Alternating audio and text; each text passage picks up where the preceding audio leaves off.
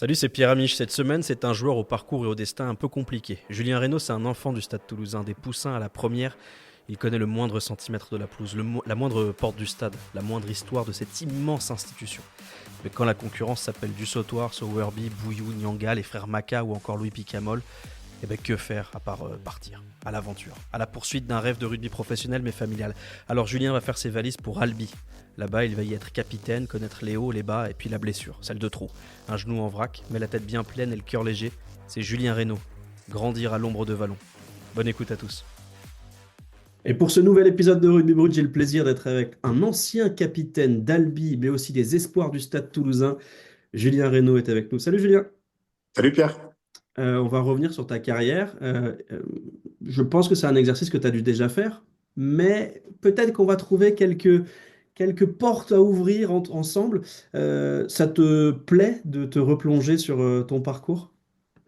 Ouais, complètement. C'est toujours des moments particuliers sur lesquels on est en capacité de revenir, qui ont marqué non seulement mon histoire, mais ma vie d'homme. Et c'est toujours agréable de le faire désormais j'ai plus la capacité de les vivre, ces moments-là. C'est toujours agréable de revenir dessus. Ouais. Toi, tu es une sorte d'ovni parce que tu es un Toulousain pur jus. Tu es né à Toulouse, tu as grandi à Toulouse, tu as fait tes classes au Stade Toulousain. C'est quoi l'enfance de Julien Reynaud? Ben ouais, ouais, effectivement, moi, pur Toulousain, je suis né à Toulouse, du coup, en 87. Et puis, je vivais, enfin, avec mes parents dans la proche banlieue, sur la ville de Saint-Jean. Et puis, c'est toujours un peu pareil, sans doute, par des histoires de famille. Me voilà à l'âge de 6 ans à vouloir découvrir le rugby. Enfin, à ce moment-là, tu vois, c'est plus de l'éveil moteur que vraiment du rugby. Oui. Par solution de facilité, on se dirige vers le club le plus proche, enfin pour mes parents, à savoir l'Union. On est vraiment sur de l'éveil moteur, là, donc l'histoire dure à peu près 6 mois. Il s'avère que je me prends plutôt au jeu. Et à ce moment même, j'ai deux de mes copains qui jouent, enfin, qui s'entraînent, si on peut dire ça avec moi, qui sont Benjamin Turiès et Thibaut Rémézy. Et puis, on se prend au jeu d'aller dire, ah ben, est-ce qu'on n'irait pas au Stade Toulousain parce que ça se passait plutôt bien, mais tu vois, c'est 6 ans, donc il n'y a rien de. Mais bon, l'un dans l'autre, les parents s'entendent pour nous amener, et puis c'est parti. Donc, arrivé en poussin, à l'époque, on appelait ça comme ça, les poussins du Stade Toulousain. Et ça a commencé à décoller en parallèle, suivi scolaire assez standard. Je trace ma route. Honnêtement, avec du recul, maintenant que j'ai 2 enfants, j'ai été plutôt cool avec mes parents dans la mesure où scolairement j'avais quand même de bons résultats. Donc je trace ma route avec d'un côté la partie scolaire, avec quand même ouais, mes parents étaient très alertes sur ça, vraiment maintenir un niveau scolaire, c'était primordial pour eux. Et puis je m'épanouissais à travers le rugby. C'était un peu, pour moi, qui était à l'époque un peu, tu vois, timide, si j'ose dire, c'était un moyen pour moi de m'épanouir différemment. Ouais. Mm. Comme beaucoup de timides, pourtant, on va y revenir. Tu vas prendre beaucoup la parole, mais on va y revenir dans quelques instants. Cette enfance-là est plutôt heureuse. C'est drôle parce que la plupart des joueurs pros que j'interroge ont ce côté hyperactif. Toi, tu nous dis que c'est plus une façon de sortir de ta coquille. Pour autant, le Stade Toulousain, c'est pas le cadre le plus idéal, entre guillemets, pour des enfants, pour prendre toute leur place. Non, t'es pas écrasé par cette institution parce que tu vas faire poussin, benjamin, minime, cadet, junior, espoir. Tu le sens pas, ce truc-là, ce poids rouge et noir un peu?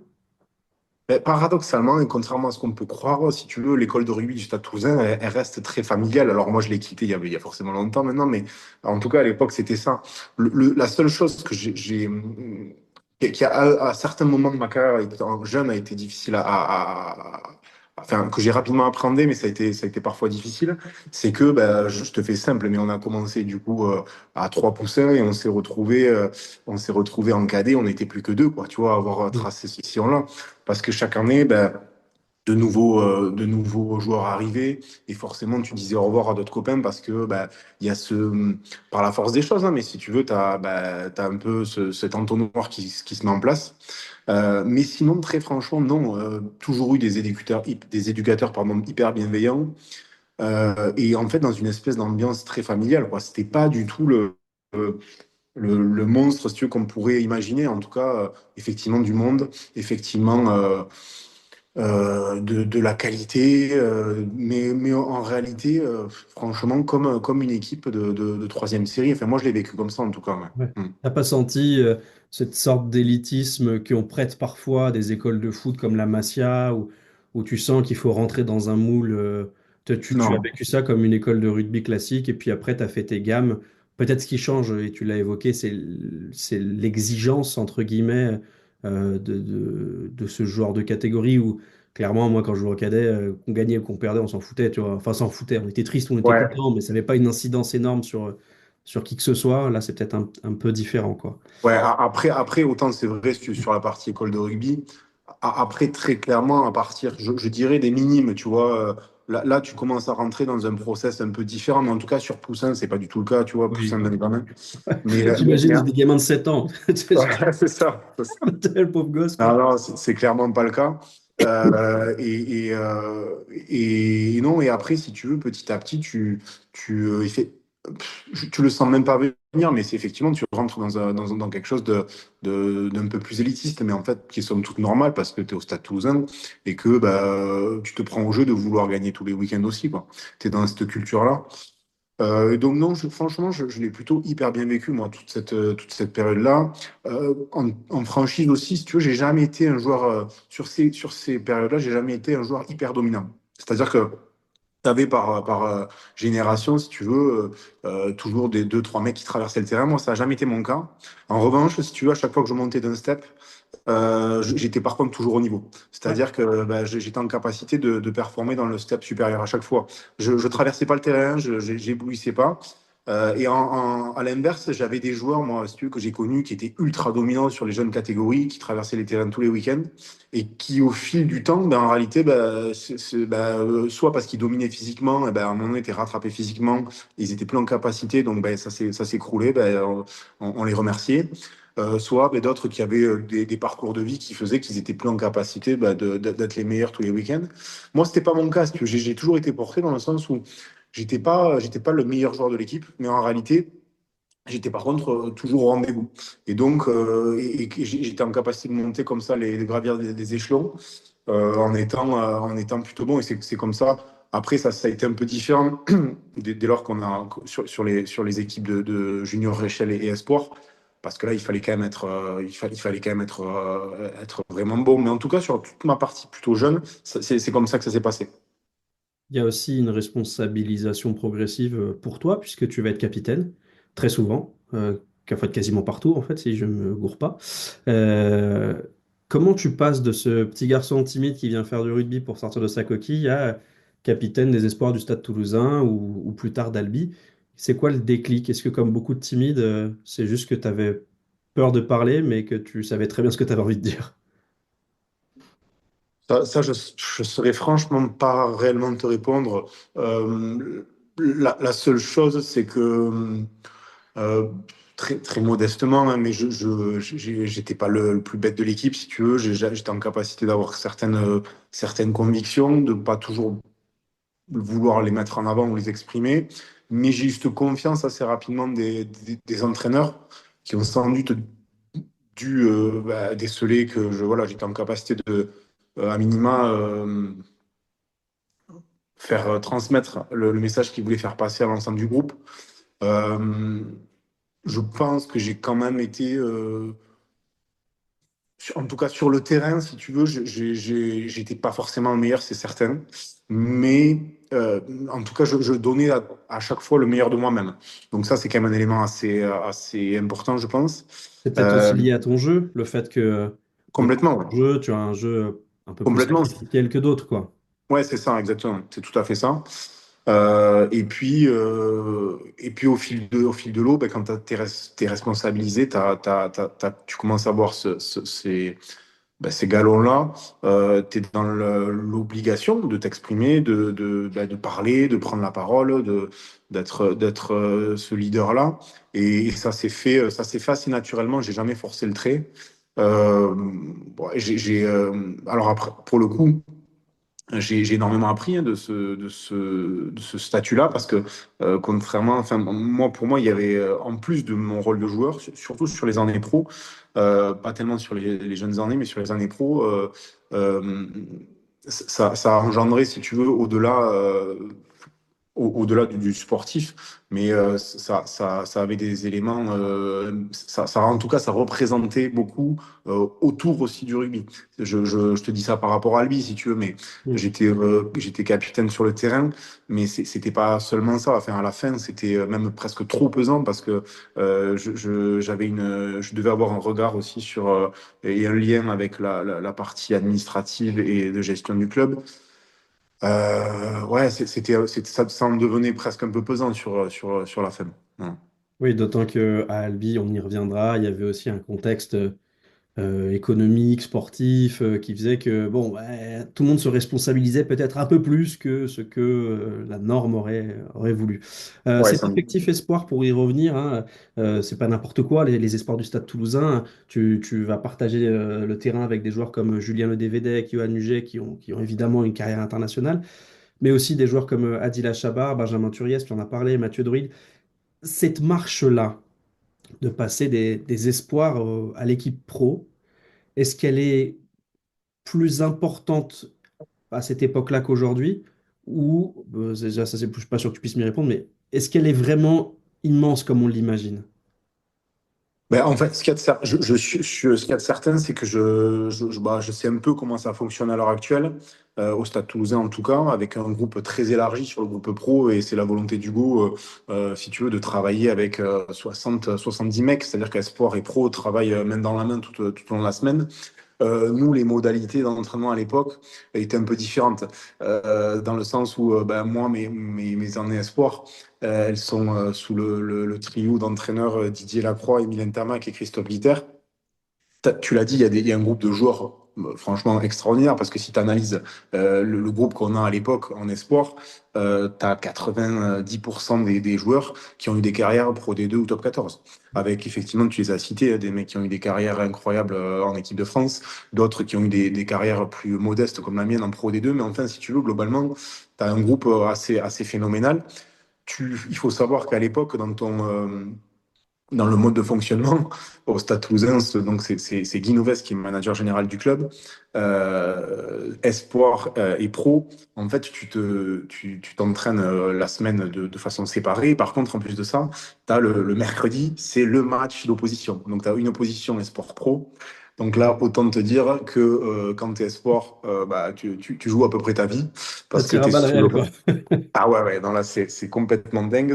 Tu joues, bah, puis si tu veux, tu es sous le regard de Guy Noves à l'époque. Il y avait aussi Yannick Bruce, tu entraîneur des avants. Enfin, t'es, euh, bah, t'as envie de montrer. T'as envie de montrer, sauf que bah, t'as face à toi des mecs qui s'entraînent en pro, qui eux sont un peu plus tranquilles.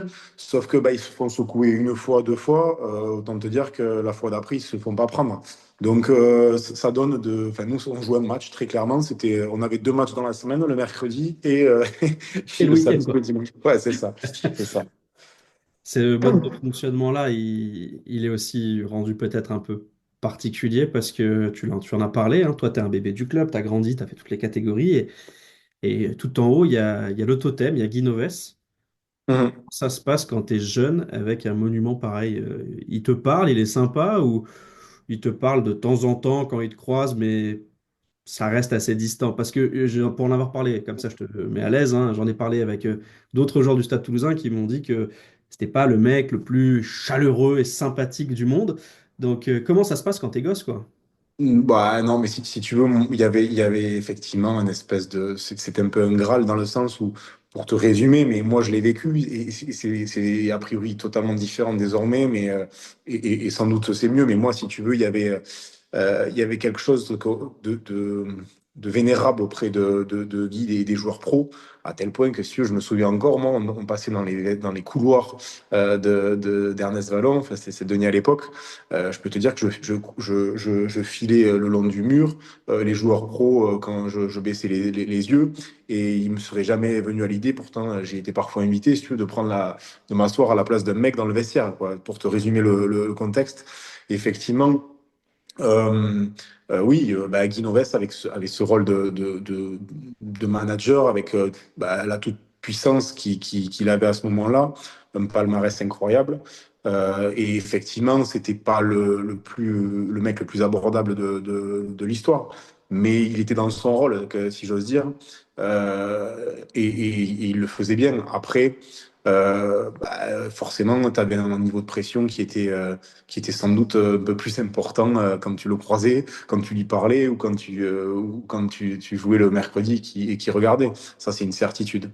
Ça a été ce mode de fonctionnement-là pendant très longtemps. Ça a très bien marché. Oui, on Je peut crois pas lui savoir que... reprocher quand même. Vu le palmarès Ouais, qu'il a, c'est exactement. difficile de dire que c'était pas comme ça qu'il fallait faire. Mais Exactement. j'imagine. La seule différence, si tu veux, si j'ose dire, avec ce que je perçois d'aujourd'hui, c'est que à l'époque, quand même, pour jouer en tant qu'esport, et moi j'en avais parlé de ça avec justement Guy Novès, et je l'entendais en plus, c'est ce qu'il me disait. Mais pour faire simple, pour jouer quand tu étais jeune, bah, il fallait qu'il y ait de la casse terrible sur l'effectif pro, sinon bah, jamais tu t'aurais été invité. Très clairement, pour en tout cas avoir ta chance, et une fois qu'il y avait de la casse, bah, il fallait là clairement saisir ta chance. Et tu n'avais pas beaucoup d'opportunités de la saisir, très franchement. Donc, bon, moi, c'est vrai que ça j'ai pas su totalement le faire, je pense. J'ai l'impression, en tout cas maintenant, que dans le fonctionnement d'Hugo, c'est un peu différent. Parce que moi, j'ai eu Hugo à Albi aussi. Il est dans un fonctionnement où lui, il voit, il fait entraîner tous les mecs en même temps, si tu veux, ensemble. Il met en tout cas au départ à peu près tout le monde sur un pied d'égalité, de ce que je comprends. Enfin, en tout cas, c'est comme ça qu'il pratique à Albi. Et du coup, ça te laisse un peu plus vraisemblablement d'opportunités de montrer ton nez, si tu veux, et de t'habituer aussi à ça, à cette exigence du haut niveau. Moi, j'avais souvenir que les peu de fois où j'étais appelé à m'entraîner, ne serait-ce que m'entraîner avec l'équipe première, j'avais les jambes qui tremblaient, quoi. Voilà, c'était parce que c'était pas, tu sais, c'est une question d'habitude, mais c'était de l'exceptionnel et du coup, tu voulais bien faire. Mais encore une fois, je suis pas certain qu'il y ait une façon de fonctionner meilleure que l'autre. La seule chose, c'est que c'était établi, c'était comme ça, quoi. Et puis il y avait aussi un contexte, qu'il n'y avait pas de GIF, il n'y avait pas la nécessité d'aligner de jeunes joueurs Complètement. du club. Et Donc, puis, bon. et puis, si tu veux, lui, il avait un niveau, enfin, c'est ce qu'il m'avait exprimé, et c'était totalement légitime. C'est que lui, il avait l'obligation de résultat tout le temps. Donc, si tu veux, il prenait quelque part un risque de faire jouer un jeune joueur qui n'était pas certain d'être au niveau. Et donc, lui, non, il n'avait pas vocation à prendre de risques. Lui, ce qu'il voulait, c'était gagner tous les week-ends. Et bon, bah forcément, quand tu fais jouer des jeunes joueurs, tu as moins de certitude. Je pense aussi que, tu vois, est-ce qu'on était, en tout cas les jeunes joueurs au Stade Toulousain, aussi forts qu'ils le sont maintenant? Je ne suis pas certain. Quand je vois, tu vois, D'accord. la panoplie des jeunes joueurs à l'heure actuelle au Stade, c'est hallucinant, quoi. Leur niveau de performance est très, très tôt, très vite. Ils sont prêts. Nous, on l'était pas sans doute complètement. Ouais. On va faire un petit saut dans le temps. Si je te dis 20 décembre 2008, est-ce que tu sais ce que c'est? Euh, je pense que c'est sans doute le match au Stade de France. Alors, c'est pas un match au Stade de France. Ah, Euh, je t'ai premier dit, match, je t'ai dit quelle date? 20 décembre 20 décembre. 2008? Ouais. Je te dis n'importe quoi, je crois, hein. Ah. Non, si, c'est ça, c'est ça. Je crois que c'est ta première titularisation. Ah oui, exact. Pardon. Première titularisation au Stade Ernest Vallon contre Mont-de-Marsan. Exactement. Et Euh, le truc très drôle, c'est ouais. que non seulement tu es titulaire aux côtés de Sean Sowerby et Jean Bouillou, mais en Mm. plus, tu vas jouer face à un pote du centre de formation. Ouais, c'est l'histoire, elle est incroyable à ce niveau-là. C'est que c'est mon premier match. Il faut savoir qu'en espoir, du coup, on se bâtit une équipe de potes vraiment folle. Et moi, ironie du sort, c'est que je me fais deux super, super potes qui le sont encore, à savoir Marc Giraud et Philippe Spanghero. et qui sont troisième ligne en espoir à ce moment-là. Et mon premier match titulaire au stade Ernest Vallon, je le fais face à Mont-de-Marsan et face à Marc, du coup, qui est titulaire en troisième ligne à Mont-de-Marsan, qui vient de monter. Enfin, Et donc, ouais, c'est assez dingue. Mm. C'est quoi tes souvenirs de la première fois où on te remet le maillot et où on te dit, bon, Julien, ça y est, c'est ton tour. Qu'est-ce que, comment ça se Bah, passe? Comment tu l'apprends? Est-ce que c'est là dans la semaine ou est-ce que c'est quelques heures avant le match? Et surtout, comment tu te prépares à ce rendez-vous? alors, bah, très franchement, mon premier match, en plus, c'est pour ça que je pensais que tu voulais en venir là. C'est assez fou parce que dans l'histoire, c'est un stade français, Stade Toulousain, au Stade de France.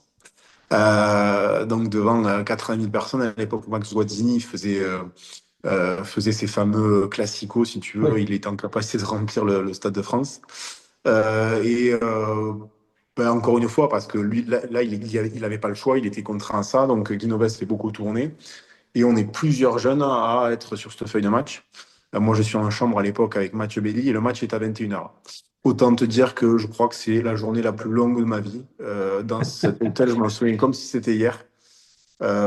Tu passes ta journée et j'en pouvais plus. C'est-à-dire que là, le match est à 21h, du réveil du matin jusqu'à allongé dans ce lit de chambre où tu as le palpitant qui est aussi entre 170 et 180 alors que tu fais absolument rien. Et voilà, donc ouais, bah, tu t'as tout résumé. En plus, moi, pur Toulousain, si tu veux, une adoration pour ce club, cette histoire, quand tu arrives à avoir ce Graal-là de jouer avec l'équipe première et de revêtir le maillot, ouah, c'est complètement fou, c'est énorme. Et si tu veux, c'est presque même trop, si j'ose dire, parce que finalement, t'es pas en capacité d'apprécier vraiment le moment. Enfin, en tout cas, moi, je n'ai pas été en capacité d'apprécier vraiment le moment parce que je m'étais mis beaucoup trop de pression. Et avec du recul, si tu veux, maintenant, mais l'histoire est tracée, mais j'aurais sans doute vécu et appréhendé les choses différemment et de meilleure façon. Mais ouais, moi, si tu veux, depuis petit, je ne rêvais que d'une chose, c'est de ça. Donc forcément, forcément ben, quand le jour arrive, t'es très content, très fier, mais t'es aussi hyper inquiet, hyper stressé, hyper peureux, quoi. Mm. Sur la feuille de match de ce stade français, stade toulousain, vous êtes six espoirs, enfin six Mm. jeunes. Ouais, Stéphane Clément, Julien Ledévédec, Mathieu Belli, Maxime Mermoz, qui est tout jeune, ouais, Loïc Messière et toi. c'est Et ça. le seul joueur sur le banc qui a quelques feuilles et quelques années dans les jambes, c'est Virgile Lacombe, qui n'est pas non Mm. plus le plus expérimenté de ce groupe Ah tout ouais, à ce moment-là. c'est Euh, ça. Il y a quand même un truc, on en parle depuis le début, c'est la concurrence, cette atmosphère. Mm. Pour ta première titularisation, tu joues 1 heure.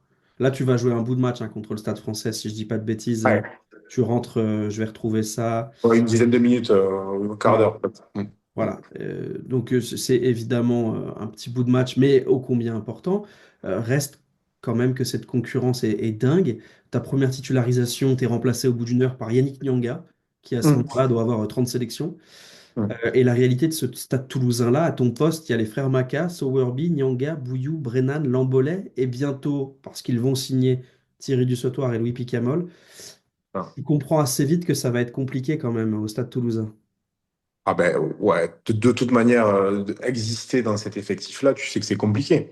Mais c'est ce qui te pousse aussi, je pense, à être, à être meilleur et à être performant tous les week-ends et à t'entraîner 2 fois plus que les autres. Mais si tu veux, j'ai un petit épisode, ben, ce qui est d'ailleurs assez dingue, c'est que je me fais une première blessure à l'épaule en espoir. On est au mois d'août, si tu veux, on est reprise, je m'entraîne avec les pros. Et très franchement, je suis hyper affûté. Je suis une prépa de malade. Je suis hyper en forme. Sauf que à ce moment-là, je m'entraîne du coup avec les pros. Je sens que je suis pas loin de la vérité et d'intégrer le groupe. Sur une fameuse opposition Espoir Pro, où là, je suis dans le côté pro, je me blesse à l'épaule, luxation. S'ensuit opération, tu vois, 3 mois et demi, galère très douloureux. Donc, le chirurgien me met allez, ça s'appelle une butée Ouais. coracoïdienne. Voilà. Je reviens en espoir. Je fais 2 matchs, dont un notamment au stade, sur le stade de la première, donc sur le stade Ernest Vallon, face à Clermont en espoir. J'ai des douleurs, vachement de douleurs à l'épaule, mais ça se passe bien le match. Je suis troisième ligne, ça se passe bien. Je fais plutôt un bon match. Et il y a Didier qui vient me voir à la fin du match, Didier Lacroix, hein, qui est entraîneur à ce moment-là. Il me dit, Julien, tu vas être appelé la semaine prochaine à jouer ce fameux match au Stade français, au Stade de France avec les pros. Donc là, je reviens, j'ai 2 matchs dans les jambes, autant te dire que pas évident. Et je rentre, c'est une anecdote qui est assez terrible, si tu veux, mais ça montre aussi comment tu passes du tout au tout. Je rentre sur ce quart d'heure ou ces 10 minutes au Stade de France, et alors que je viens de me faire opérer de l'épaule de la butée, sur une entrée en mêlée assez basique, je sens que j'ai l'épaule qui ressort. Donc là, petit souci. Je finis le match parce que là, t'as pas le choix. Très clairement, je te cache pas que je vois le bord du terrain. J'ai 10 minutes à jouer de ma vie au Stade de France. Donc je dis, ben, je reste. Mais avec l'épaule, en fait, qui est ressortie. Et dans le voyage retour, avion, j'en parle à Albert Sadaka, qui est doc du Stade Toulousain à l'époque. Et je lui dis, je crois que elle est ressortie. Il me dit, c'est pas possible et tout. T'as une butée. Bon. Et sauf que ben, je fais des examens rapidement, il m'envoie faire des examens et effectivement la butée a pété. Donc la butée coracoïdienne a cédé, les vis ont sauté, tout a sauté. Donc là, obligé de repartir sur un process hyper long de ligamentoplastie de l'épaule. Donc là, on part sur de nouveau 6 8 mois éloigné des terrains. Donc en fait, si tu veux, c'est un peu, je crois, la carrière enfin, toutes les carrières de joueurs qui sont comme ça, mais c'est vraiment de haut et de très bas et de très haut et de très bas, tu vois. Et moi, à ce niveau-là, je suis en plein là-dedans. Donc voilà, donc après, j'ai cette opportunité. Enfin voilà, la carrière est assez mouvementée. Et je m'aperçois, comme tu l'as dit, pour en revenir, que j'ai face à moi une concurrence dingue. Mais le Stade Toulousain nous fait confiance, et nous fait confiance à trois. Je dis nous parce qu'on est 3 joueurs à ce Ouais, moment-là. signé pro. Ouais, exactement. Stéphane Clément, qui est un super pote, qui était lui venu du pays de Gex en cadet, donc avec qui on a partagé énormément de choses, qui signe pro à ce moment-là, et Mathieu Belli, qui est aussi, ben, pareil, a partagé, lui qui est Columérin, mais qui a partagé avec nous pas mal de saisons en sport. Et on signe tous les trois pros, et dans un nouveau modèle voulu par le stade, à savoir le prêt à des joueurs, à des clubs. Donc on signe tous les trois un contrat de 3 ans avec le Stade Toulousain, et on est prêté. Mathieu et moi sommes prêtés à Montauban en top 14, et Steph est prêté lui à La Rochelle. Voilà. Je me rappelle très bien de Stade à La Rochelle qui a eu le courage de jouer à la fois à gauche et à droite dans des matchs bourbiers. C'est ça. On va y revenir, la Pro D2 est parfois très cruelle.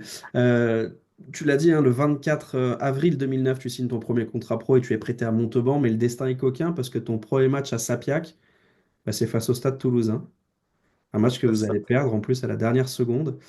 Tu te rappelles C'était la première fois de ta vie que tu jouais contre le Stade Toulousain, je veux dire, en dehors des oppositions du mercredi.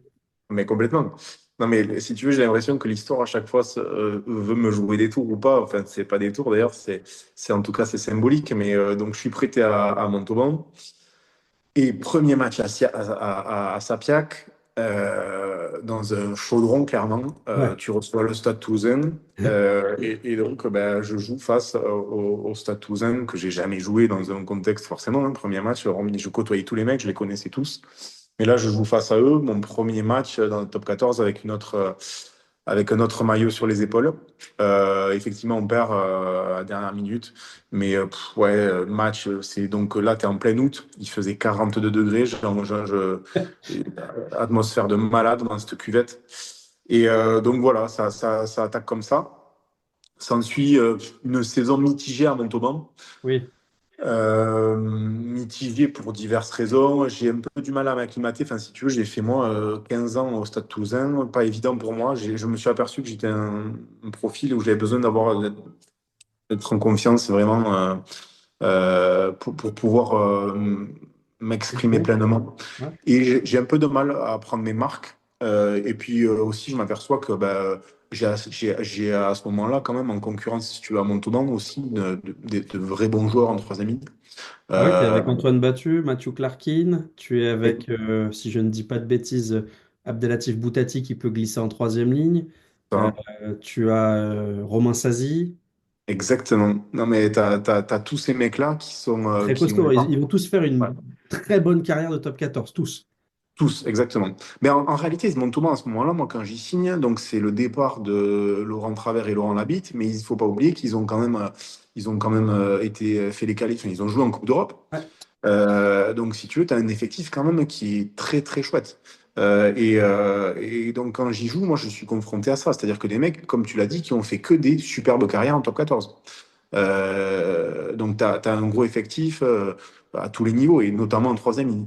Donc, mais moi, quelque part, je suis dans ma phase d'apprentissage. Donc, si tu veux, je joue de mémoire une quinzaine de matchs avec top 14 et challenge européen, parce qu'à l'époque, il y avait le challenge européen, enfin, Montauban était un challenge européen. Et je suis vraiment dans cette dynamique d'apprentissage. Donc, avec la volonté, bah, tu vois, de continuer mon apprentissage l'année d'après.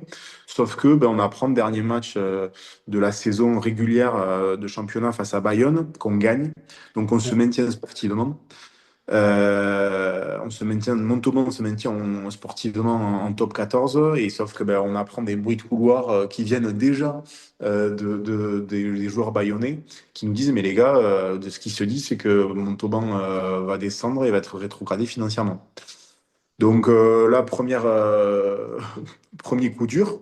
Moi, je suis sous contrat de prêt, donc j'ai 3 ans, mais j'ai la volonté de rester à Montauban parce que très clairement, je sais qu'au Stade Toulousain, je vais avoir beaucoup de mal à m'épanouir, en tout cas à l'instant T, parce que je ne serai pas invité en regard de la concurrence. En revanche, je me dis qu'à Montauban, j'ai peut-être cette opportunité de pouvoir m'épanouir dans un club de top 14, sauf que ce club descend.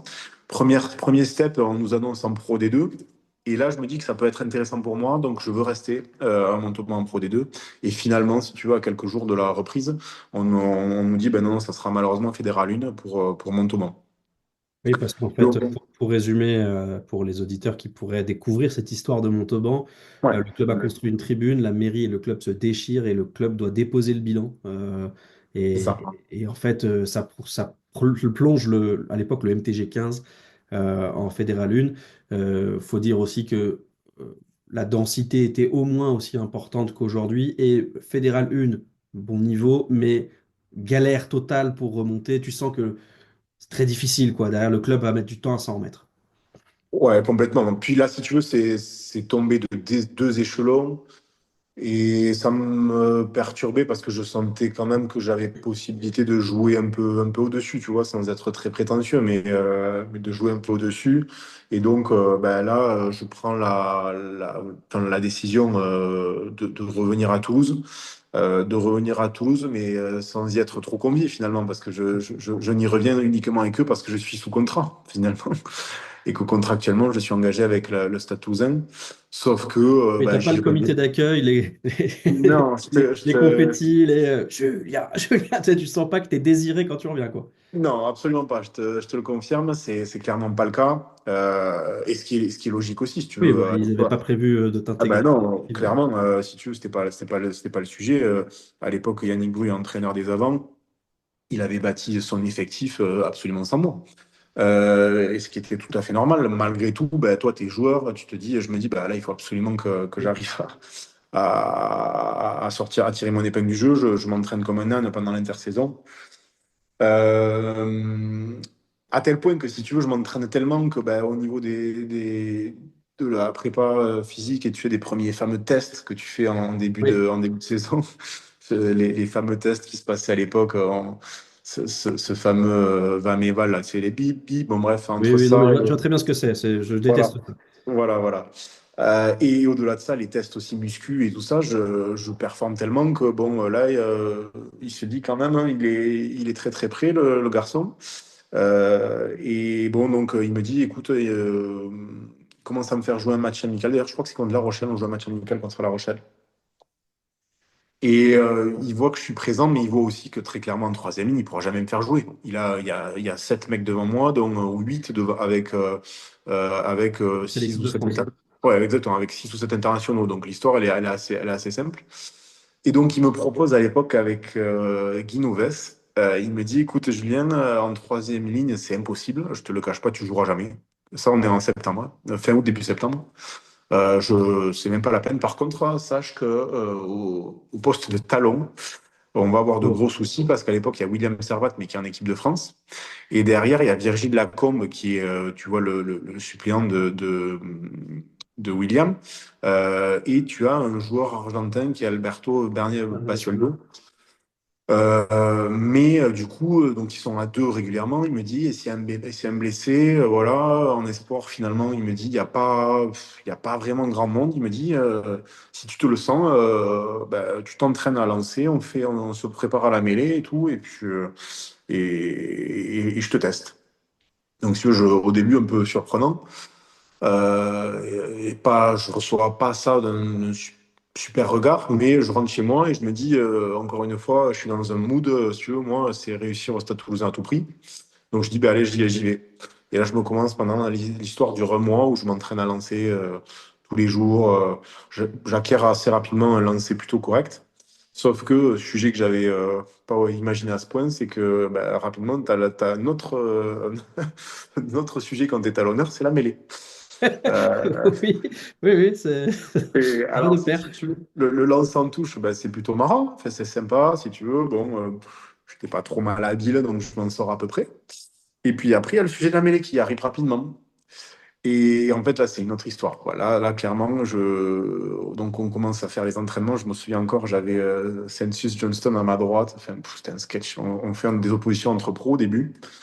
Et là, franchement, grosse souffrance. Je m'aperçois hyper rapidement que musculairement, je suis absolument pas prêt. J'avais fait du renforcement, si tu veux, pendant ce mois avec, mais c'est pas absolument pas suffisant, si tu veux, sur toute la partie cervicale, RHI, et ainsi de suite. Mais bon, encore une fois, entêté à vouloir réussir, à vouloir franchir le cap, je dis bon ben ok. Il me dit ben écoute, ça se passe plutôt bien. Donc là, ce que tu vas faire un match d'opposition avec les espoirs. Donc je me mets avec les espoirs au talon. Et là, je m'en souviens comme si c'est hier, comme si c'était hier. Donc là, match complet, donc avec mêlée et tout. Bon, dans le match, au demeurant, ça se passe plutôt bien, sauf que si tu veux, il y a, je crois, 4 ou 5 mêlées dans le match. Et à chaque fois qu'on ressort de ces mêlées, je suis complètement tétanisé, je peux plus bouger. Mais c'est-à-dire que j'ai le coup, si tu veux, je peux plus tourner à droite, à gauche. Et du coup, ben, j'en deviens même nul sur le terrain, parce qu'en réalité, tu vois, et là, je m'effondre en pleurs le soir en rentrant, et je dis, c'est pas possible, là, je peux pas avoir bossé, tu vois, et évolué pendant 15 piges pour ce poste de troisième ligne, et pour ça va être trop dur, ça va être trop difficile de basculer maintenant.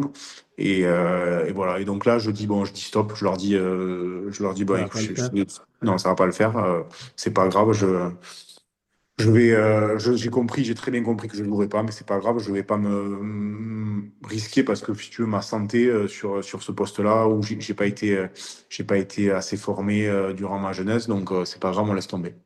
Donc voilà, donc là, à ce moment-là, hyper dur, honnêtement, je vis une période très difficile mentalement parce que là, ben, tu rejoues avec les espoirs, je rejoue avec les espoirs. Mais si tu veux, ce qui est très difficile, c'est que tu as eu un passage de génération. Donc, je connais quelques mecs en espoir. Mais finalement, toi, quand tu as connu, si tu veux, le niveau top 14 et pro, bah, c'est un gros pas en arrière, tu vois, que de revenir jouer au stade en espoir. Et finalement, c'est là aussi, en plus, t'es pas bon. Donc, franchement, je suis même pas bon avec les espoirs. Très dur. Passage très difficile. J'essaie tant bien que mal de sortir du cadre et d'aller autant que je peux sur le niveau professionnel. Quand je dis sur le niveau professionnel, c'est l'extra rugby, hein, tu vois, à essayer d'aller prendre du temps ailleurs. Mon beau-père avait à l'époque une boîte de gestion de patrimoine et j'essaie d'y passer un maximum de temps pour me sortir un peu, sortir du cadre. Oui, tu avais Euh, besoin de ouais, brouter l'herbe un peu ailleurs que ailleurs, ouais, quoi, bah faire ouais, autre parce qu'en chose fait, que rugby. D'autant que vu que tu le vis assez mal, ça te renvoie presque à l'image d'un échec, alors que objectivement, tu es titulaire en espoir au Stade Toulousain, tu as 23 ou 24 ans, 22, 23. ouais. C'est pas du tout un échec, mais je comprends le sentiment de régression parce que tu as touché du doigt quelque chose de très sympathique avec Montauban et tu as eu du temps de jeu, et là, d'un coup, c'est moins rigolo. Euh, Exactement. ce besoin de voir et de faire autre chose, ça va se concrétiser par la suite, hein, parce que tu vas quitter le Stade Toulousain. Alors, j'ai une interrogation, parce que je suis allé euh, chercher un peu où tu étais passé et tout. Et sur It's Rugby, un site de référence, t'es marqué à Niort. T'es passé à Niort?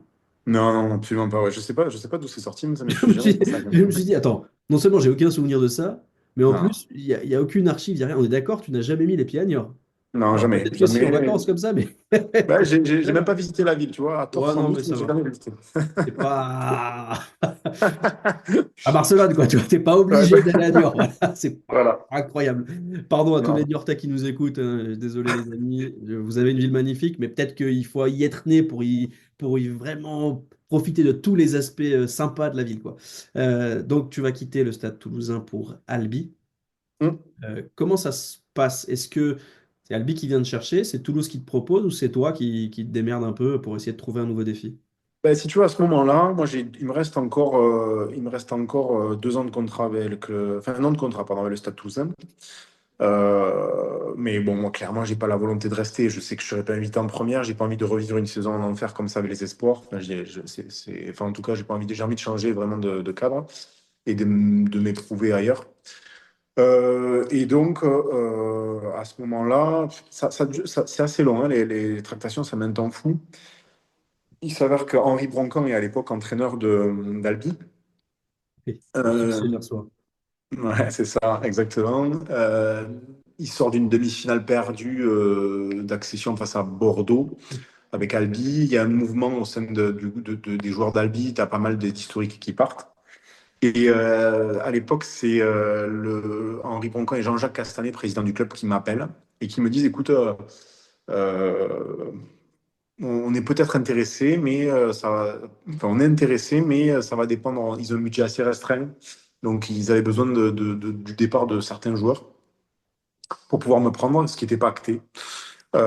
Et donc ça met énormément de temps à se dealer. Moi, je vais voir en parallèle le président du Stade Toulousain, René Bouscatel, et je lui dis, bah, écoute, voilà, moi, je veux pas rester là. Donc il faut qu'on trouve un deal. Soit j'arrête clairement le rugby, à ce moment-là, on en est là quand même. Soit j'arrête le rugby, je veux pas revivre ça. Soit j'ai la chance et l'opportunité de trouver un autre club. Il s'avère que ça se fait assez de façon simultanée. C'est que le Stade Toulousain me rompt la dernière année de contrat. On s'entend sur la séparation de la dernière année de contrat. Et une semaine après, j'ai Henri Boncan qui m'a dit, bah écoute, c'est bon, je te prends à Albi. Voilà.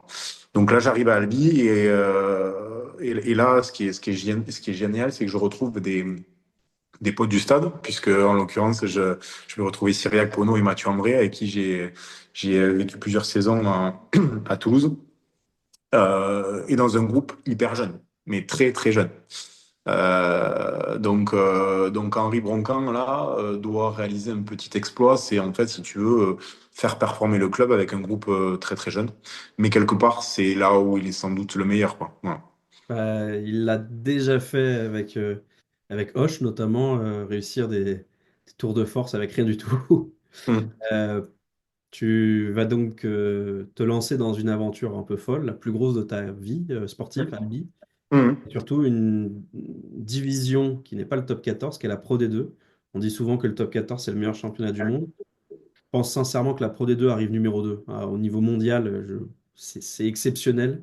Mais à cette époque-là, c'est peut-être un rugby encore un peu terroir, un peu authentique, un peu bourrin, quoi. Comment tu passes du Stade Toulousain, le club respecté, où on évite de mettre des poires, à aller faire des déplacements à Bourg-en-Bresse ou même à La Rochelle, hein, par exemple, une charmante ville. Ouais, mais alors, ce qui est très drôle, comme quoi, c'est l'ironie du sort, mais Euh,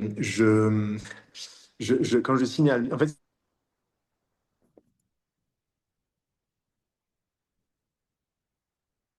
Et on a un souci technique. C'est la première fois dans l'histoire de Rugby Brut, je m'en excuse, c'est que Julien vient de connaître une déconnexion ultra violente. Donc je vais essayer de meubler le plus possible en attendant qu'il se reconnecte, parce que c'est ça, Rugby Brut, c'est les aléas du direct en enregistré. Et c'est là où on est très fort. On arrive à créer du suspense. Est-ce que Julien Reynaud va revenir participer à cette interview ou pas? Là, franchement, je ne sais pas. J'espère. J'espère que c'est pas son téléphone qui s'est coupé, faute de batterie, parce que là, ça risque d'être très très long. Et honnêtement, vous n'êtes pas là pour écouter Pierre Amiche raconter n'importe quoi. Julien Reynaud est de retour, parce que oui, la déconnexion était d'une violence inouïe, mais le, le prodige du Stade Toulousain vient de signer à Albi et il revient parmi nous. Julien, est-ce que tu m'entends? Je pense que tu as quelques soucis de caméra et de son, parce que je te vois. mais je ne t'entends pas. Bah, je vais continuer à meubler, c'est ça la magie du podcast. Ah, il est de retour. Ouais, Julien, Je t'entends, je te vois, je suis de retour. ouais, Ouais, n'oublie c'était le connexion d'une choc. violence rare. Exactement, exactement. On est une violence rare. Mais je te disais, donc, je signe à Albi et ironie du sort, à l'époque, je suis en tribune pour un stade toulousain Albi au stade Ernest Vallon. Il y a mon pote Stéphane Clément qui est titulaire à ce moment-là. Je te sortirai pas l'année, mais globalement, et j'ai encore cette image en tête, très très drôle pour revenir sur tes propos par rapport à Albi et à ce que ça Oui. pouvait dégager. J'ai encore cette image formidable où il y a un repli défensif, grande tribune présidentielle d'Ernest Vallon sur un coup de pied. Et il y a Greg Lambolet qui fait une course de repli au coude à coude avec. Alors, je crois que c'est Guicher à l'époque, seconde ligne Philippe d'Albi. Guichard, ouais. Philippe Guicher. Et là, il prend une énorme. Je ne sais pas ce qu'ils se disent, et après un échange d'amabilité. Et Guicher lui tire une énorme poire pleine course. Et à ce moment-là, je me dis, mais c'est des gros malades, Albi. Jamais je signerai dans ce club. Bon, bref, c'est pour l'anecdote parce que ça m'avait fait beaucoup sourire. Bah, si je dis pas de bêtises, c'était le Albi version Béchu, qui C'est était ça. réputé pour une élégance, une finesse. C'était l'école fidjienne, quoi. Vraiment, le jeu, le jeu, le jeu. Et, Ouais, non, pas marrant du tout à jouer. Et non. alors, mais un autre rugby, si tu veux, qui était pas du tout moi mon rugby dans le sens où, si tu veux, moi à Toulouse, jeu de mouvement, de déplacement, de vitesse et tout ça. Là, c'était l'Albi dans son contexte où, bah, on va pas se mentir, parce que pour en parler encore avec des anciennes de cette génération qui jouaient derrière, bon, quand ils voyaient le ballon, c'était Oui, la fête au village, hein. Donc, si tu veux, c'était un groupe d'avant excessivement costaud, très agressif, très méchant, très doux, très, oui. très lourd. T'en Et as moi, parlé, Philippe Guichet, Arnaud Mella, Pierre ouais, Correa. ouais, Je crois que en première ligne, tu avais aussi, qui est passé par La Rochelle, Christophe Lafoy, ouais, Guy Kiki David, Lafoi, ouais, c'est un beau. T'avais à ce moment-là, franchement, que des bon, techniciens, quoi. ouais, devant, c'était pas très ballon, mais par contre, fallait pas faire trop de ruck et de molle parce que ça piquait, quoi. Et voilà, et donc à ce moment-là, je dis, je signe pas à Albi. Il s'avère que 2 ans après, je crois que ben, du coup, je signe à Albi.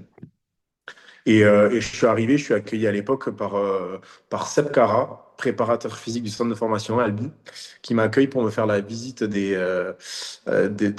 club, des vestiaires et de la salle de muscu. Et là, autant te dire que là, je tombe à la renverse parce que moi, je sors du stade toulousain quand même, où tu avais des infrastructures assez incroyables.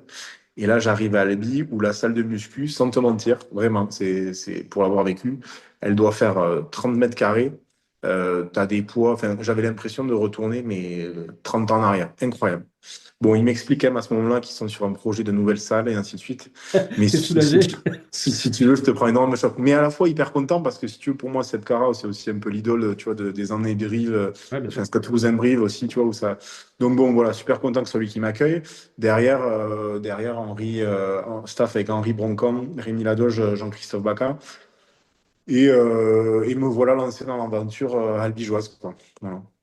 C'est quoi tes meilleurs souvenirs de ce début d'aventure en Pro D2? C'est la bonne surprise du niveau de jeu albigeois, c'est de découvrir des nouveaux stades aussi, parce que mine de rien, tu vas découvrir des stades mythiques du rugby français, Ouais. quand tu vas dans certains hauts lieux comme Agen, Biarritz, même Bayonne à l'époque, tout ça, Ouais, c'est c'est quand ça. même très chouette. C'est quoi l'atmosphère de la Pro D2 et qu'est-ce que tu retiens de ce début d'aventure, au départ en tout cas? Ouais, ce que j'en retiens, c'est que là, effectivement, on vit quelques saisons un peu folles parce que, comme tu l'as cité, il y a des clubs historiques avec des stades historiques. Et donc, tu as l'opportunité d'aller dans ces stades-là, de jouer dans ces stades-là face à ces équipes-là. Euh, et en plus de ça, nous, avec une équipe assez rajeunie à l'époque encore sur la transition, il y a quelques historiques qui sont restés. Je pense à Yogan Correa, Johan Miss, Laurent Baluch-Ritner, ceux qui ont fait la transition avec un groupe de très jeunes.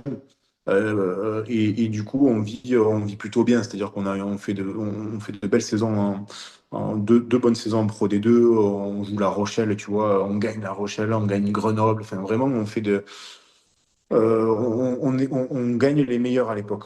Donc c'est vraiment de bons débuts. Ça se passe plutôt super bien avec un groupe qui fonctionne de belle manière. Sauf qu'encore une fois, restriction budgétaire oblige, de fil en aiguille et d'année en année, si tu veux, le club est obligé de serrer la vis. Sur la dernière année d'Henri, on a un groupe, je ne veux pas te dire de bêtises, mais je crois qu'on n'est que 22 contrats pro. Et heureusement que c'est Henri Boncan à la tête de cette équipe-là, parce que bah, lui est en capacité d'aller chercher des jeunes joueurs pour 150 euros par mois, qui sont des pépites. Si tu veux, il en a sorti des dizaines et des dizaines, mais tu as des Gabriel Lacroix, Ouais. Sofiane Guitoun, Max Caravignac. Enfin, on a Geoff Pallis qui lui est déjà dans le cursus parce qu'il est gaillacois. Mais bon, et là, il va chercher des jeunes d'Agen, si tu veux. Tu as toutes les petits jeunes, les jeunes joueurs, Malik Djebabla, Younes El Jai, tous ces mecs-là. Enfin, chaque fois, il est allé chercher des mecs inconnus au bataillon qui ont par la suite performé, si tu veux, en Pro D2. Donc on a cette chance incroyable. Malgré tout, on est très très jeune, hein.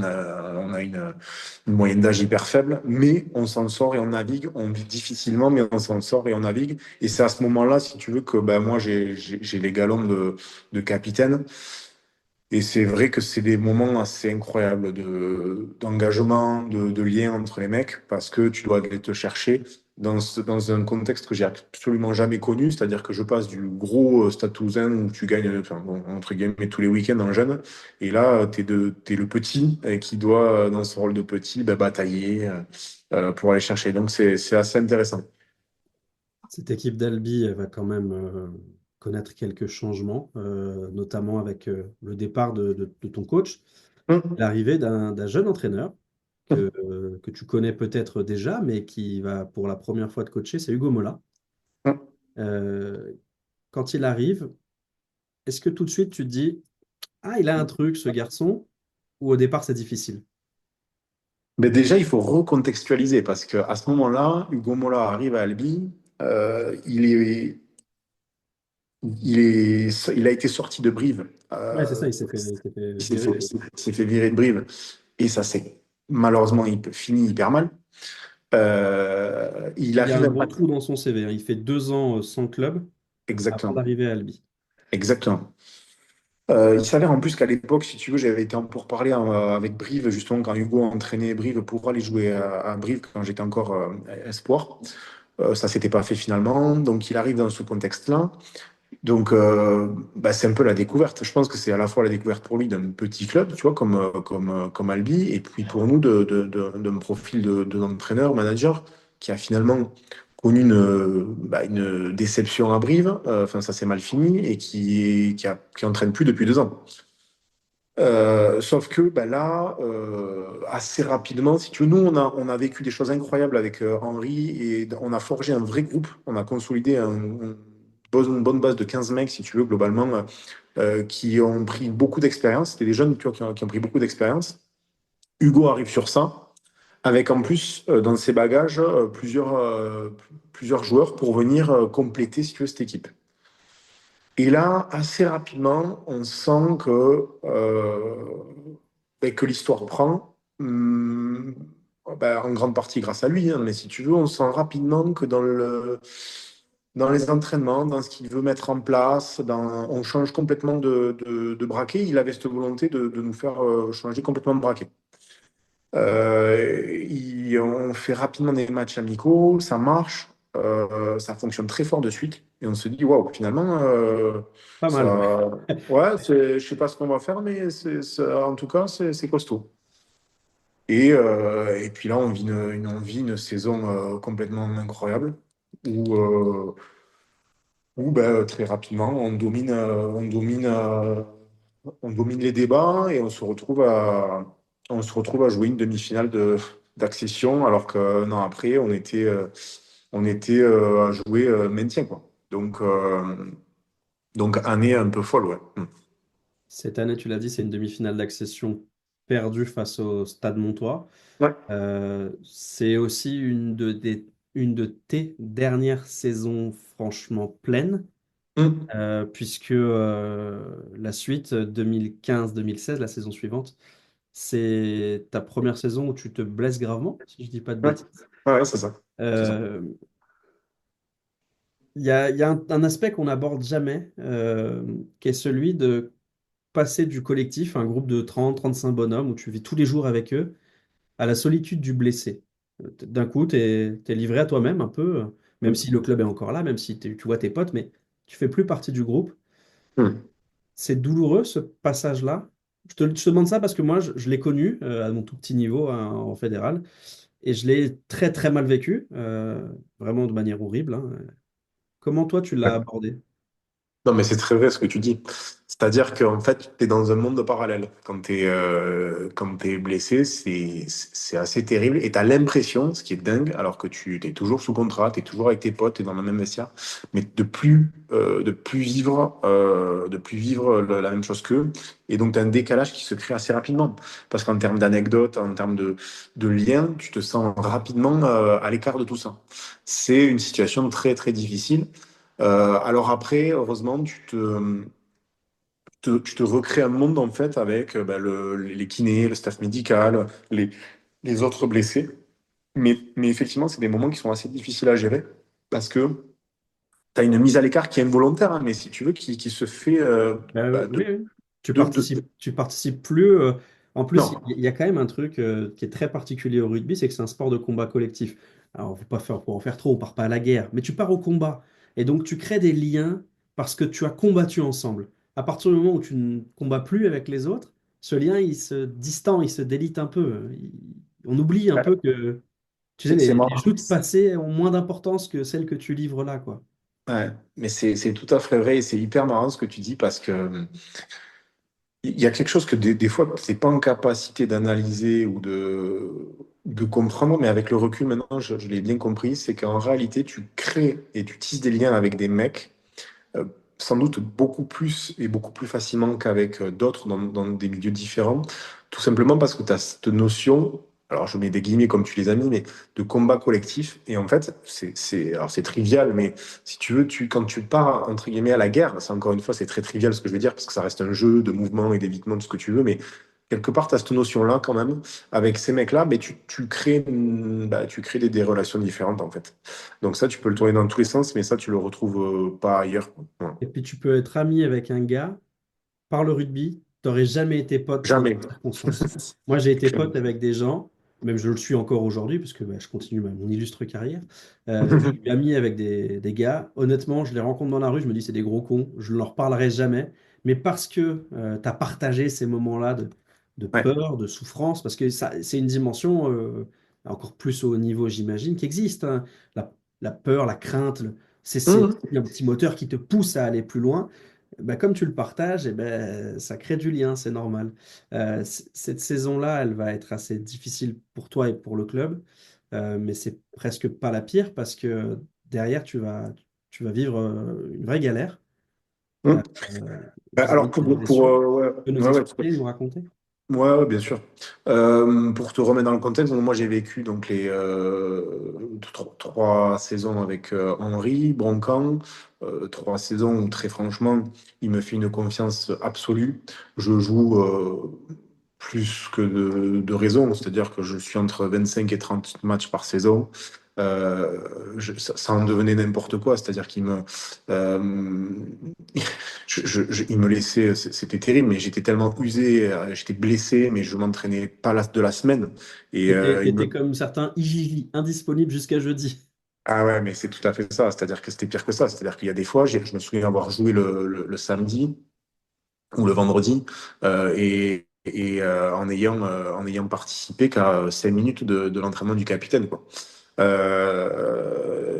Mais parce que, encore une fois, c'était pas du tout ce que je voulais, et c'était pas ma volonté, mais il y avait des besoins, et voilà, donc j'assumais comme je pouvais. Donc je passe ces saisons-là où, franchement, je tire vraiment sur la couenne et sur le corps. Je joue souvent bon, bah, avec l'aide de médicamenteuses, voire en mode parfois momie, strappé de la tête aux pieds. Bon, bref, des saisons immenses. Enfin, j'ai pas de sujet là-dessus. Ça a été top. Mais voilà, Mais je tu laisses pousse de le la corps. gomme. Ouais, je laisse de la gang fort. Arrive Hugo, où lui, il est sur un modèle. Comme je te dis, il rabat les cartes. il y a plus il y a plus de préférence de joueurs. Donc, tu es obligé de te recoller très fort pour jouer. Donc là, je me remets une superbe saison, mais physiquement aussi, ça tire. Ouais, Euh, et, et, et- avec Hugo, tu es à 24 matchs, 19 ouais, titularisations c'est ça. et Euh, 2 cartons et, jaunes. et ouais, rare, mais deux cartons jaunes. Mais du coup, voilà, encore une saison pleine, si tu veux. Et là, on a malheureusement, mais je suis à ce moment-là hyper content pour lui. Je m'en souviens comme c'était hier. On joue un match à Aimé Giral à Perpignan avec Hugo, donc avec cette équipe-là d'Albi. On va chercher, on accroche Perpignan, on bat Perpignan à Aimé Giral. Et donc, on n'a plus qu'à gagner notre dernier match à domicile face à Pau pour être du coup En phase finale. qualifié ouais, en phase finale.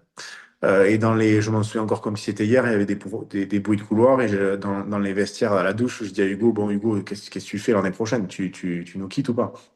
Et là, il est transparent, il me dit, écoute, il n'y a rien qui est fait, mais je te cache pas que je suis été en contact avec Toulon à l'époque et sous l'ère Bernard Laporte et le stade. Mais Hugo, bah aussi, enfant du Stade Toulousain, si tu veux, bon, je comprends vite ça, hein. Et finalement, Hugo signe à Toulouse. Et à la fois hyper content pour lui, mais à la fois, je sais que nous, ça va nous mettre en galère parce que bah, tu sais autant que moi que les changements de manager, c'est jamais évident. Donc là, après une seule année, on change. Et on a, par le réseau, Mauricio Reggiardo qui prend le management, très pote avec Hugo, qui vient à Albi. Euh, et donc, c'est reparti pour une saison avec Mauricio. Et encore une fois, assez rapidement, si tu veux, Mauricio me sollicite beaucoup. Moi, ça se passe super bien avec lui. J'entretiens de très, très bons rapports. On fait paradoxalement un très bon début de saison, que je considère en tout cas très bon, mais pas suffisamment aux yeux de certains dirigeants et aux yeux de certains spectateurs, parce qu'on vient de vivre une demi-finale d'accession. Donc en clair, il faut qu'on soit premier tous Et les week-ends. j'imagine que le vrai niveau d'Albi, c'est une demi-finale d'accession, c'est 5 meilleures équipes de Pro D2. La Ouais, réalité, c'est que vous avez le 13e budget, quoi. Donc, c'est c'est quand même ça, c'est pas- ça, c'est ça. C'est tout à fait ça. Et donc, mais on navigue en réalité. Moi, je considère qu'on fait une très bonne saison parce que si tu veux, on est toujours entre la quatrième et la sixième, septième place. Donc, franchement, bien, avec la possibilité encore d'être dans les clous pour la qualif. Mais rapidement, la façon de faire de Mauricio déplaît un peu aux dirigeants. Et là, on rentre dans un cercle assez infernal en tant que capitaine en plus, tu vois, je suis mis à contribution plus que de raison pour légitimer ou non la présence de Mauricio, quoi. Donc, et puis après, tu sais comment c'est, l'emballement dans ces groupes sportifs. Il y a des tensions qui commencent à se présenter entre joueurs, et ainsi de suite. Euh, et puis, faut aussi dire qu'un vestiaire, c'est aussi, sans dire que c'est la jungle, mais faut gagner ta place. Il y a toujours des joueurs qui sont mécontents. Moi, en 15 ans de journalisme, j'ai jamais entendu un joueur en activité me dire du bien de son coach. C'est dingue, hein? mais non, non, mais tu as tout résumé, c'est-à-dire qu'il faut savoir que, contrairement à ce qu'un manager ne fait jamais l'unanimité, c'est pas possible. Déjà, les mecs qui jouent pas Ah ou oui, qui jouent moins, voilà, mais ce qui est légitime. Donc à ce moment-là, c'est ce qui bien se sûr. passe. Donc Mauricio est un peu secoué à ce moment-là. Et en réalité, maintenant, j'ai l'analyse et le recul nécessaire pour le dire, mais si tu veux, moi, je suis au milieu de ce tourbillon avec les responsabilités de capitaine qui m'incombent, avec tout ce qu'on a vécu par le passé. Je joue encore une fois plus que de raison, notamment j'ai un tendon très douloureux au genou qui me contraint de jouer sous infiltration régulièrement, jusqu'au jour où sans doute si tu veux, la pression mentale de trop par rapport à ce contexte-là fait que retombé de touche, je sens un déchirement au niveau du tendon. Et là, à ce moment-là, je le sais pas, on est en mars, donc la saison est quasiment finie, si tu veux, hein, Oui, mais à ce moment-là, je le sais pas encore, mais en réalité, ça c'est sera mon normal. dernier saut, ouais, mon dernier saut en touche. Parce que là, on part sur une galère infernale, donc je pars à ce moment-là, donc en plus de ça, pour ne rien gâcher, Mauricio, après une saison, donc là, j'ai Henri, Hugo, un an, Mauricio, un an, et là, branle-bas de combat au sein des instances albigeoises, et Mauricio n'est pas conservé. Et il faut trouver de nouveaux coachs. Moi, en parallèle, j'ai ma blessure à gérer, mais je suis quand même très au courant de tout, très au fait, forcément par mon statut de capitaine. Et il trouve après, donc il faut savoir que pour rappel, euh, j'ai perdu. Pemeja est Allez. annoncé signe à Albi. Il s'avère qu'après un certain branle-bas de combat, je ne sais pas ce qui se passe en interne, mais toujours est-il que le contrat de Pemeja est finalement cassé avant même qu'il ne prenne l'entraînement à Albi et arrive sur ces entrefaits qui signent Mias et Béraud. Voilà.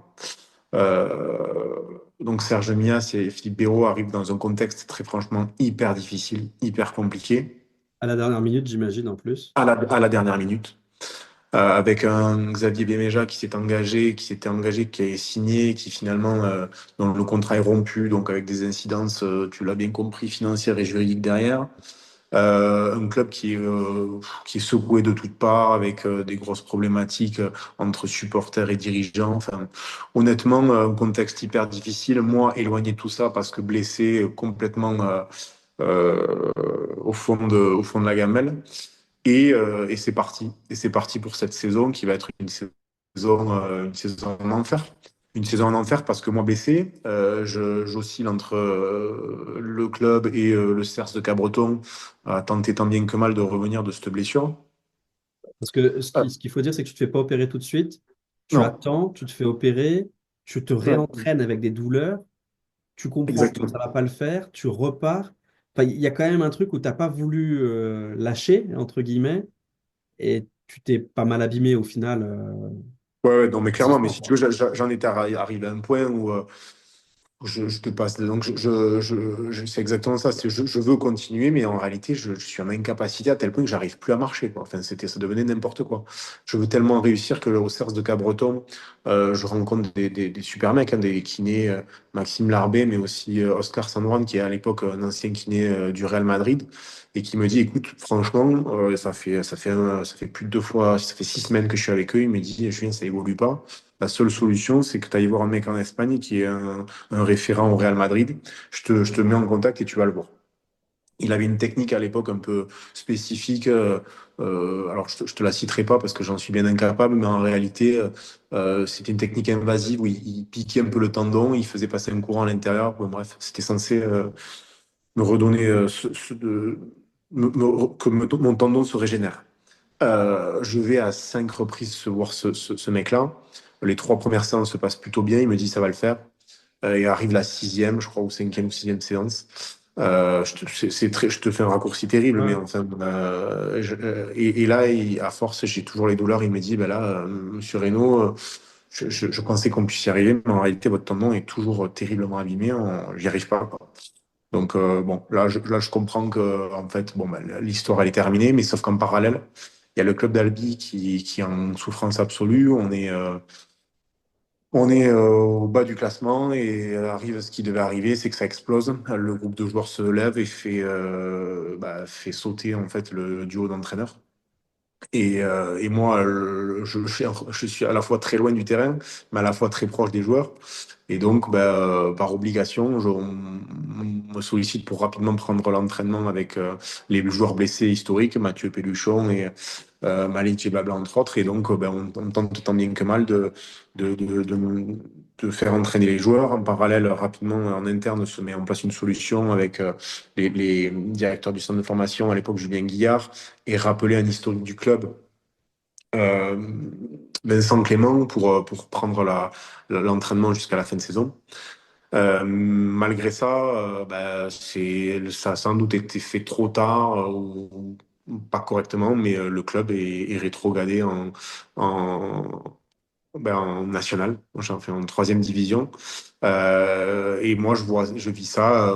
C'est le double déchirant parce que non seulement je sais à ce moment-là, j'ai pas joué un match, je sais à ce moment-là que je pourrais plus jouer au rugby de ma vie, et en plus de ça, le club que j'ai porté, va être rétrogradé. Donc honnêtement, terrible, terrible. Ouais. Faut digérer et puis il faut aussi annoncer ta retraite. Mm. Euh, comment ça se passe? Comment déjà tu tu en parles à tes proches, tu essayes de Ben, en fait, si tu mesurer veux, un peu les conséquences ou là tu te dis juste je peux plus jouer, il faut que j'arrête. non, non, là, j'avais compris que c'était. Mais en fait, tu veux toujours y croire quand tu es joueur. Mais quand en Espagne, il m'annonce que franchement, je vais avoir du mal à retrouver un niveau. Il me dit non, mais c'est là qu'il me dit non, mais pour remarcher dans la vie courante, il n'y aura pas trop de problèmes. Mais en réalité, pour performer sur le terrain, ça sera difficile. Donc Mm. là, j'avais compris quand même. J'avais compris, tu veux toujours y croire, t'y attacher. Je pense que je m'étais attaché aussi au fait que je m'étais dit si Albi se maintient quand même en Pro D2. Bah, je resterai au contact du groupe et ça me donnera le temps de reperformer, potentiellement de retrouver le goût du terrain. Sauf que tout s'enchaîne à ce moment-là, malgré tout. Tu vois, j'ai Colomiers à l'époque qui me fait un appel du pied quand Albi descend et qui me dit ben, nous, on te signe quand même, alors que je suis blessé. Quoi. Enfin, je suis au bout de. En fait, je suis plus valide, mais personne ne le sait trop. Euh, T'as été et tenté de dire oui. bah, à l'époque, c'est Frédéric Boitier qui est directeur de Colomiers Rugby, avec Alain Carré qui m'appelle. Bon, et tu te dis, mais attends, est-ce que c'est pas aussi, tu vois, le poids, ma blessure, elle est quand même, si tu vois, moi j'y crois beaucoup, si tu veux, t'as un poids mental que ça a pu, tout ce qui s'est passé a pu engendrer. Est-ce que j'aurais pas, bah, si je change d'atmosphère, si je change de tout, est-ce que j'aurais pas capacité à revenir, quoi. Donc, c'est poser la question, mais en réalité, je me sentais vraiment, mais au bout, quoi, au bout du rouleau, physiquement, mentalement, j'étais vidé. Et à ce moment-là, bah, avec mon épouse, bah, j'ai pris la décision, enfin, et ma famille, hein, bien sûr, mes parents, le contexte familial, bah, de dire stop, quoi. Voilà, j'avais vécu de belles choses, mais finalement, je pense que mon corps a dit stop. Et donc, bah, c'était l'heure d'annoncer que c'était fini, quoi. Voilà. Il fallait passer à autre chose. Mhm. Donc tu prends ta retraite à 31 ans et c'est l'heure du bilan Ouais. de ta carrière rugby. Moi j'ai deux questions qui n'ont rien à voir. La première, c'est que quand on prend juste une petite photographie de là où tu as joué, tu t'es jamais beaucoup éloigné de Mhm. cercle familial. Montauban, Albi, c'est à 1 heure de bagnole. C'était volontaire? Est-ce que tu avais ta zone de confort en Haute-Garonne et c'était difficile de quitter ce nid? Ou c'était vraiment conjoncturel, quoi? C'est parce qu'on t'a proposé des contrats dans ces clubs-là et que tu as eu cette opportunité-là? Parce que honnêtement, quand on regarde et que tu nous reparles de Colomiers, c'est assez drôle parce que on n'est jamais très très loin de là où Mhm. tu es né, quoi. Non, mais c'est très vrai ce que tu dis, c'est que ça, je pense que c'était inconscient, mais quelque part, ouais, j'ai eu la possibilité à l'époque, quand quand j'ai signé à Montauban, j'avais à l'époque la possibilité de signer à La Rochelle. J'avais d'ailleurs rencontré le président Merlin et à l'époque, c'était Serge Mias et David Derrière qui entraînaient. Je les avais rencontrés pour signer à La Rochelle.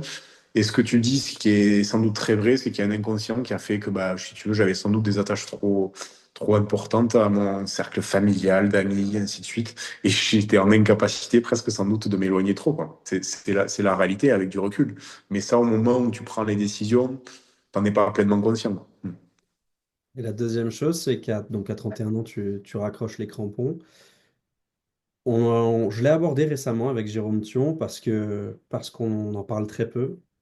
Est-ce que l'après-carrière, c'est pas plus dur que la carrière? Est-ce que cette transition, au moment où tu arrêtes, c'est pas beaucoup plus violent que toutes les blessures et tout ce que tu as vécu pendant 10 ou 12 ans? Euh, alors, en ce qui me concerne, j'avais compris que ça allait être tellement dur qu'il fallait absolument que je n'ai pas une minute pour gamberger. Donc, si tu veux, j'avais déjà complètement basculé dans mon projet professionnel de reconversion dans l'immobilier, de telle manière à ce que j'y sois dédié jour et nuit, de manière à pas avoir une seule minute dans Pour la t'interroger, tête. quoi. Ouais, exactement. Pas Parce d'espace. que Ouais, exactement. C'est exactement ça. J'ai voulu combler, mais vraiment à l'excès, hein. C'est-à-dire que parce que je savais qu'il y avait une énorme fragilité à ce moment-là.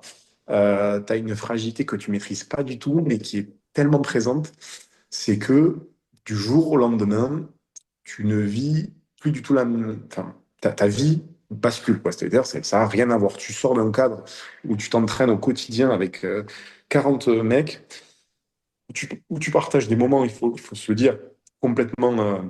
Ouais, très hors puissant. norme. Ouais, Ouais, très puissant. exactement. Et tu passes ta Et vie en claquette aussi. Ça, c'est faut mais- pas le faire. Tu peux pas le faire dans la non, mais vraie attends, vie. tu passes ta vie à t'entraîner, boire des cafés, profiter. Enfin, c'est ça aussi la réalité de, tu vois, et donc, et là, j'ai dit, bon, ben là, il faut pas que j'ai de possibilité de gamberger, donc je me noie complètement dans le boulot. Et bien m'en a fait, je pense, parce que ça m'a permis, en fait, de, de, de digérer plus facilement cette période-là. Et puis, petit à petit, bah, si tu veux, j'ai trouvé les bons côtés de cette nouvelle vie, à savoir, tu vois, les mois d'hiver, tu sais, là où il fait -4, -5, où Oui. il pleut un peu, et que j'étais dans mon bureau, je me disais, putain, là, ils s'entraînent, les mecs, là, tu te fais généralement marcher sur le pied par un 18 conique, tu sais, tu le vois celui-là, ou qui, Oui, oui, oui, je vois. qui te En fait fer une... plein qui pique. Oui, oui, C'est je ça. vois. Et, C'est juste sur et la donc, cuisse, tu sais, dans un ruck. Juste, il marche un petit peu à côté, mais un petit peu dessus aussi, là-dessus. c'est ça. Euh, et où t'as froid, t'es gelé, bon bref. Et là, je me suis commencé à me dire, bon, finalement, il y a quand même des bons côtés à dans la phase 2. Voilà, et donc ben là, tu bascules, mais effectivement, c'est très difficile. Et puis, et maintenant que j'ai ce recul-là, désormais, ça fait plusieurs années que je suis plus dans ce monde-là. Ben, tu te remémores ben, avec toi, par exemple, ces souvenirs-là. Et là, tu te dis qu'en réalité, la seule vraie chose qui te manque, parce que c'est mon cas, très sincèrement, Mm. c'est la seule chose qui me manque. C'est pas les entraînements. Franchement, je suis bien content de ne pas m'entraîner comme j'ai pu m'entraîner. Mais la seule chose, en fait, c'est le vestiaire. Quand je dis le vestiaire, c'est ce moment, tu sais, c'est un endroit, franchement, qui. Bah, j'en parle, enfin, des fois, j'ai honte parce que quand t'es hors, quand tu connais pas, en fait, tu te dis, mais ils sont complètement flingués, les C'est des mecs qui fous. parlent de. Ouais, C'est ça, des c'est fous, vrai. enfin, si tu veux. Mais il se passe des choses dans ce vestiaire qui sont juste incroyables parce que c'est des moments de vie, que ce soit pour l'entraînement, que ce soit pour des discours à bâton rompu après entraînement, des avant-matchs, enfin, moi j'ai en tête des avant-matchs, mais dingue, où tu as une pression incroyable, où tu regardes les mecs au plus profond d'eux, quoi. Enfin, si tu veux, des moments de déception, de joie. Enfin, c'est vraiment un endroit très particulier. Enfin, moi, c'est un endroit, pour moi, c'est l'église, quoi. Tu vois, le vestiaire, c'est Ouais, je vraiment, suis d'accord. Il y a un c'est, aspect mystique. ouais. Il y a pas mal de choses qu'on peut pas comprendre si on n'y a pas mis les pieds. Mais Mm. moi, ce qui me fascine, c'est la transformation. C'est voir des gens qui arrivent habillés rasta ou homme d'affaires, tu vois, tirés à quatre épingles. Et d'un coup, hop, tout le monde se transforme et on fait une équipe parce qu'on a mis Ouais. le même maillot. Et cet aspect mystique de aussi la bascule dans le regard, ça y est, c'est plus Julien Reynaud l'homme, c'est Julien Reynaud le guerrier, le joueur, le partenaire. Et cette transformation me fascine. Et c'est marrant parce que tu me dis ça, il y a 3 jours, ma femme, j'ai 36 ans, hein, donc je joue encore, mais honnêtement, je ne sais pas pour combien de temps. Et ma femme m'a dit, mais qu'est-ce qui te plaît le plus? Est-ce que tu prends du plaisir? Parce que là, en ce moment, je suis blessé tout le temps. Est-ce que tu prends du plaisir? Et je lui ai dit, mais c'est très bizarre ce que je vais te dire, mais ce que j'aime, c'est avant et après. Le match en lui-même, je m'en fous. Enfin, je ne sais C'est pas ça. quel est le score, je ne sais pas contre qui on joue, j'en ai rien à branler. Je fais mes trucs, quoi. Tu vois, je fais mes rugs, je lance en touche, je pousse en mêlée, voilà, je fais mes trucs. Mais ce que je préfère, c'est le avant et le après. C'est ce moment de vestiaire. Et c'est drôle parce que je pense que c'est ce qui m'a manqué quand j'ai arrêté. Et c'est ce que je préfère depuis que j'ai repris. Donc, je partage Ouais. tout ce cri, même si évidemment, en toute proportion gardée, j'ai jamais connu la même carrière que toi, Julien. Ouais, mais finalement, c'est tout à fait similaire. Enfin, je pense que c'est quelque chose que tu retrouves n'importe où tu joues, Mm. dans n'importe quelle catégorie et compétition. Enfin, en tout cas, D'ailleurs, c'est marrant parce que tu en as parlé dans une mm, interview. Je mm, n'y suis pas revenu, mais à Montauban, la première interview mm, que tu fais, tu parles du vestiaire. Et tu dis mm. que dans le vestiaire de Montauban, tu retrouves des trucs que tu avais en cadet, en espoir, Ouais. et que, bon, en creux, et c'était peut-être une petite maladresse d'expliquer que le vestiaire du Stade Toulousain était peut-être un petit peu chiant, mais on sent que ça a une importance et que ça en a toujours eu. Ouais, ouais, complètement. C'était, mais en fait, c'est un endroit je considère de privilégié, quoi. C'est pour ça aussi que j'ai toujours aimé quand ça restait très aux joueurs, tout ça, quoi. Cet endroit-là, j'ai toujours considéré que c'était des moments à part qui devaient appartenir aux joueurs. Sans doute, tu vois, que maintenant, dans le très haut niveau, bon, c'est filmé, il y a, tu vois, Et oui, ça perd un c'est peu ton de c'est son. très pro. Oui, c'est Ouais, c'est ça. un peu son âme, quoi. Son... Est-ce que ça perd de son âme? Je sais pas, je suis pas à la place des joueurs pour en juger, tu vois, je sais pas comment ils le vivent. Bah, c'est un Mais vrai métier. On va dire qu'aujourd'hui, mettre des coups de tête à ses partenaires dans les douches avant les matchs, bon, oui, ça passerait pas très bien, quoi. Tu te dis, mais enfin, ça a plus de sens. c'est tout à fait ça. Non, mais c'est complètement ça. Si tu veux, moi, avec le recul, franchement, t'en rigoles, mais j'ai des avant-matchs à Albi où j'ai encore le souvenir de, tu vois, de deux joueurs de piliers, Nico Freeze et Nicolas Coras-Bélia, qui se mettent un énorme coup de tête avant le match, mais à s'étourdir, quoi. Assommé, C'est-à-dire quoi. être à s'assommer. Mais tu vois, ça faisait partie. T'as le mec qui vomit avant le match parce que trop de pression. T'as le mec ce qui était mon cas, dans une certaine routine d'échauffement, tu vois. Bon, bref, enfin, c'est des moments à part. Je crois que si, enfin, je pense que si tu n'as jamais vraiment vécu ça, tu peux pas comprendre. Et Ouais. pour l'avoir évoqué parfois avec des gens hors contexte, mais ils n'arrivent pas à comprendre. C'est normal, en fait. Ils se disent, mais qu'est-ce qu'il me raconte? Il parle de vestiaire ou tu te déshabilles pour aller. Enfin, tu sais, c'est n'importe quoi. Je, Ouais. Mais en fait, voilà, Je crois que le pire, c'est... bon, toi, tu es dans une situation particulière, tu as été pro et tu parles à des gens qui ne sont pas sportifs de haut niveau. Moi, j'ai le bonheur de vivre avec une femme qui est double médaille olympique, qui est une sportive extraordinaire. Et moi, je suis un rugbyman tout pourri, tu vois. Je veux dire, je jouais en Fédéral 3 et c'était bien, tu vois. Mais quand je lui raconte les vestiaires, elle me dit, mais vous êtes complètement con. Parce qu'elle, elle a C'est le ça. truc de dire, attends, il n'y a pas besoin de ça pour performer. Moi, je me suis jamais mis des coups dans le casque avec mes potes avant de rider, tu vois. Donc là, vraiment, je crois que le grand écart est total. Et même, tu C'est vois, ça. il y a des gens dont font partie ma femme. J'en parle beaucoup dans le podcast d'ailleurs, ma femme. Je vais le faire participer un jour parce que c'est pas possible, il parle tout le temps de sa femme. Mais elle me dit, je comprends pas comment vous pouvez faire ce sport alors qu'il n'y a pas de plaisir. Tu vois, elle a fait du ski, donc tu vois, la ride, les figures, la liberté, le grand espace, machin. Je dis, mais si, il y a du plaisir quand tu domines l'adversaire et quand tu gagnes ton duel, c'est du plaisir. Elle peut pas comprendre. Ma dernière question, Julien, parce que le temps file et que j'ai pas envie de te mobiliser l'intégralité de ta matinée. La dernière question, c'est la question traditionnelle que je pose à tous mes invités dans Rugby Brut. Quand on fait le bilan de ta carrière, tu as eu la chance de porter le maillot du club de ton club de cœur, celui où tu as grandi. Tu as joué en top 14, tu as évolué en tant que capitaine dans un club illustre de Pro D2. Tu as presque tout connu du professionnalisme, y compris les blessures et les déceptions. Quand on fait le bilan de cette carrière, un peu trop courte à mon goût et j'imagine au tien, est-ce que tu es fier de ce que tu as accompli? Oui, oui, oui, oui, tout à fait fier parce que, bah, encore une fois, que c'était pas gagné d'avance. Enfin, si tu veux, du moment où tes parents te déposent à l'entraînement à 7 ans pour en arriver là, le parcours, il est quand même, il est jonché d'obstacles divers et variés. Donc, oui, tu as cette fierté-là. Fierté après, si tu veux, tu as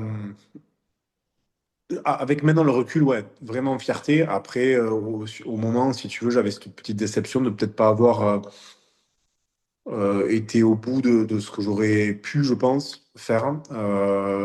Mais quelque part, avec le recul, c'était ce qui m'était donné, quoi. Enfin, tu vois, c'était un peu le destin.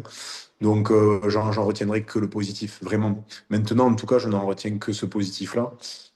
Donc, ça a été des moments de vie vraiment extraordinaires euh, et qui, euh, et qui me nourrissent encore aujourd'hui, quoi. Voilà. Merci beaucoup, Julien. Merci à toi, Pierre. Voilà, c'était Rugby Brut avec Julien Reynaud. Une bonne manière de voir que ce sport est cruel, souvent magnifique, mais que malgré les blessures et les choix difficiles, ces acteurs sont souvent heureux de leur parcours singulier.